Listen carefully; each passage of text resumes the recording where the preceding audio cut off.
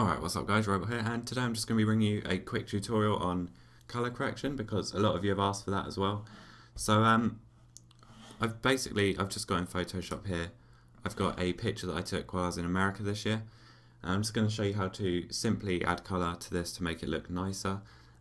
It doesn't have to just be done with photos, it can be done with anything, any custom graphics. So I'm just going to make sure my colours are black and white again. One way you can do this is if you duplicate the layer by hitting Control or Command and J, then just selecting the blend mode as overlay. You can see that if you lower the opacity, that adds more depth to the image straight away. Soft light also does the same, but on a bit of a lower scale. So if I stick with overlay and lower the opacity a bit, you can see that adds depth. So if you click on this little semicircle, you've got brightness, levels, curves and exposure. They can all be used to like play around. If you increase and decrease those a bit, they add a bit more depth, but that's sort of simple knowledge. Basically what I wanted to go into gradient maps a little bit. So if you click on gradient map, the default one is black and white, which you can see makes the image grayscale. If you click reverse, it sort of gives it a negative effect, and you can just play around with different gradients. Like these sort of give it a very different effect, but you never really want to go for too strong an effect. And you can set the blend modes again to overlay and soft light, which are the two I use most frequently just to give it a nicer effect. But I still don't really use deep gradients like that.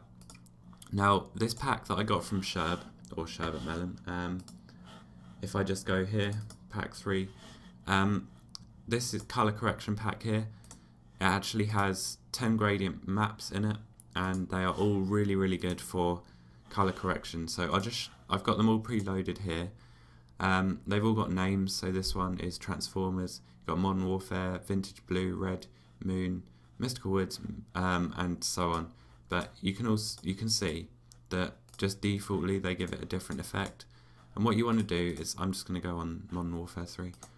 And you want to play around with the sort of, I can't remember what they're called, blend modes now. And so if I go to overlay, you can see that gives it a nice green effect, which is nice because the Statue of Liberty is green. So kind of gives the whole surrounding, gives it a bit more of a, I can't explain it really, but it gives it a nicer feel. Go to soft light as well, and yeah, you can play around with that. So as you can see on this background that I made, I actually added a gradient map, and it makes the whole thing a bit more colourful. You can't really see it here, but yeah, if you look in detail, it gives it a bit more depth. And yeah, so for colour correction, that's basically just about it. You can add, like if you create a new layer, just go to the gradient tool and select a green. Then you can just sort of draw across like that. And then if you set the blend mode to screen, that also makes it a bit brighter. And you can just play around with things like hue or saturation.